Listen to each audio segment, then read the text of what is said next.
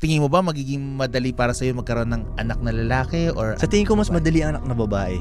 talaga? Oo. Bakit? Noong una, syempre lahat tayong mga lalaki gusto natin anak na lalaki, di ba? Oo. Pero kung isipin mo, mas mahirap magkaroon anak na lalaki kasi kailangan mong gawin siyang malupit ngayon. Kailangan mo siyang palupitin eh. Like, kailangan mag-conquer ka, gumawa ka ng empire mo, kailangan mo yumaman, kailangan strong ka, di ba? Pero pag yung anak na babae, kailangan mo lang bigyan siya ng good life, love, care. Yun lang, ganun lang. Pagandahin mo lang. Oh, like, masayang buhay lang siya, ganun lang. Ganun lang kasi, hindi katulad ng anak mong lalaki, kailangan mo siya isabak sa gera ngayon. Ikigertag, tarangkel para tumatag siya. Oo, mas Kung may effort. Pag Mas may effort. pagdaanan niya na mabuli siya, okay lang sa'yo para mas tumatag pa siya. Oo, pumalag ka. So, sapakin mo rin pabalik.